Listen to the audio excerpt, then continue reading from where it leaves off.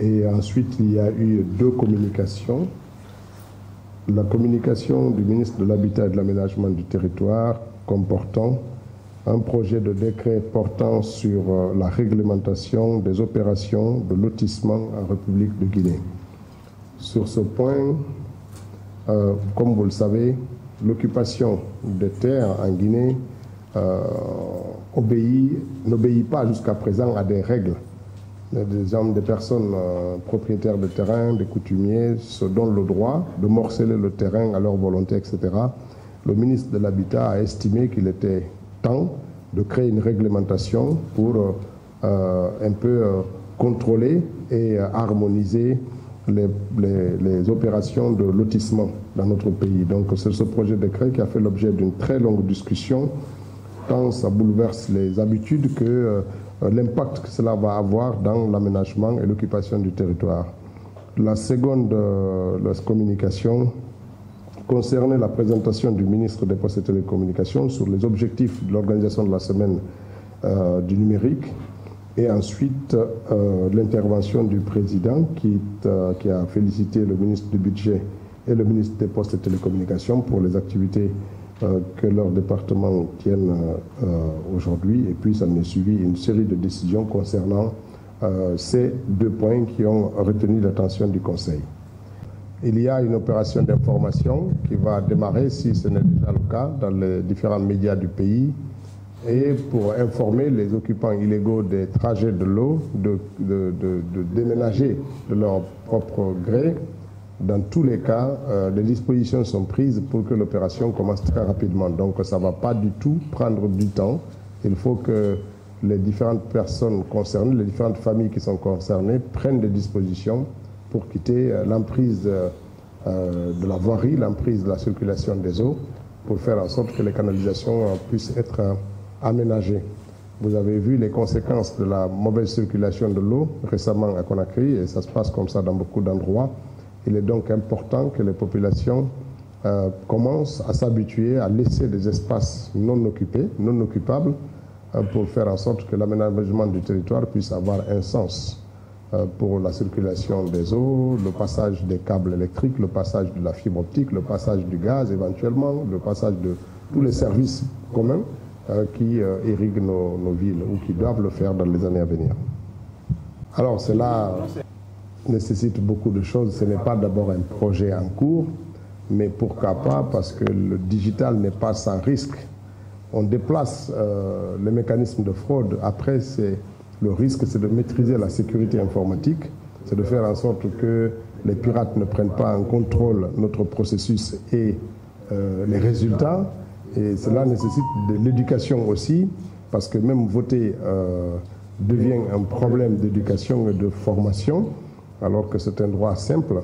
Maintenant, si la digitalisation, elle entend par là une intrusion de technologie dans le mécanisme de vote, par exemple, on peut faire en sorte que tous ceux qui sont recensés soient dans un bureau de vote puissent avoir à voter à la fois sur le papier, mais aussi sur une tablette où, avec le doigt, on peut faire ressortir tout de suite l'identité de la personne pour dire qu'elle a voté et sur l'ordinateur et sur le papier, pour faire en sorte qu'on puisse centraliser rapidement et avoir le papier pour contrôler par la suite. Tous ces 2 mécanismes-là peuvent se faire cohabiter. La Côte d'Ivoire est passée par là, mais on ne peut pas tout de suite digitaliser totalement et simplement tout le processus électoral. Cela demande d'autres efforts que nous n'avons pas pour l'instant, parce que la base de données initiale, la création de l'état civil, est juste la première étape sur laquelle nous sommes en train de travailler. On n'a pas d'état civil en Guinée,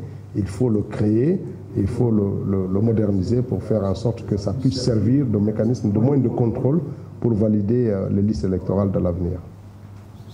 Excusez-moi, je suis Alcini Bari de la télévision Espace. J'ai entendu le Conseil des ministres, mais s'il vous plaît, je vais poser une question.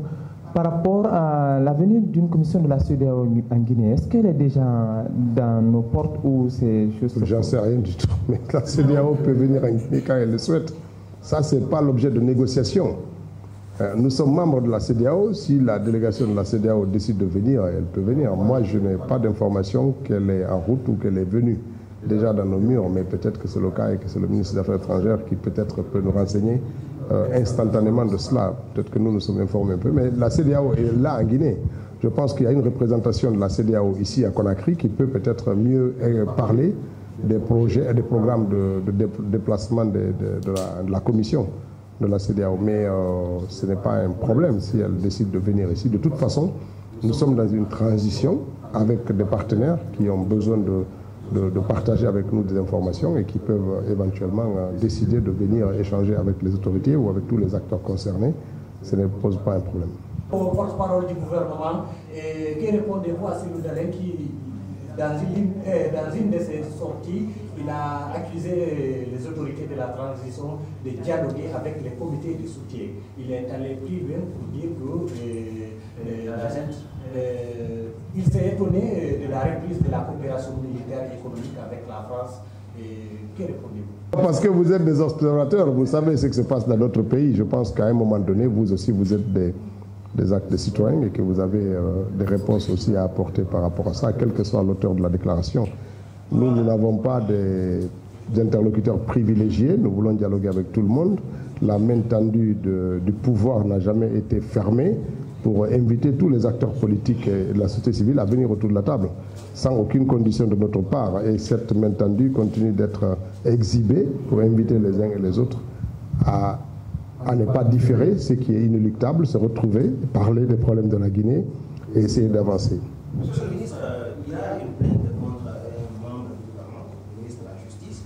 La plainte, bien sûr, c'est un dossier que vous avez dissous. En tant que porte-parole du gouvernement, comment vous avez appris la nouvelle et quelle est votre réaction? Je ne pense pas que le FNDC en tant que tel puisse porter plainte. C'est une organisation qui n'existe plus, si elle est dissoute. Mais si des acteurs, des personnes sont visées en tant que telles, elles peuvent porter plainte s'ils estiment qu'ils ont un préjudice et la justice appréciera. Toute personne, on est tous des justiciables. Donc on n'est pas à l'abri de poursuites. Si quelqu'un estime qu'on lui a porté préjudice, il peut bien questionner la justice. Cela doit être une habitude aussi de dire simplement on a confiance à la justice. Mais pas seulement avoir confiance à la justice lorsqu'elle nous donne raison, mais avoir confiance au mécanisme de la justice et suivre et respecter les procédures. C'est ça qui est important. Monsieur le ministre, vous avez rencontré les partenaires techniques pour parler de l'évolution du programme. Le ministre de l'administration des territoires a fait savoir qu'il y a un retard aujourd'hui pour le financement de nos sujets. Est-ce qu'aujourd'hui on peut dire que les partenaires et l'État peuvent mettre la main dans la poche? Non, c'est pas ça. Vous savez, les mécanismes de décaissement ne sont pas simples. Même le budget national, alors qu'on est dans notre propre pays, les budgets qui nous ont été alloués en décembre, en janvier de cette année, on est toujours au début des décaissements, 6 mois après. Alors qu'on parle, parce que les mécanismes de décaissement financier obéissent à des règles. Et lorsqu'on a pris la décision de solliciter, est-ce que toutes ces organisations, tous ces pays avaient déjà anticipé en budgétisant l'aide nécessaire pour venir en appui à la Guinée? Ça obéit à des règles. Je ne pense pas qu'il y ait une volonté nette de ne pas accompagner la Guinée parce que la communauté internationale est avec la Guinée pour nous accompagner à sortir de cette transition. Je ne vois pas ça comme un subterfuge, non. Merci beaucoup. Passez une bonne fin de journée.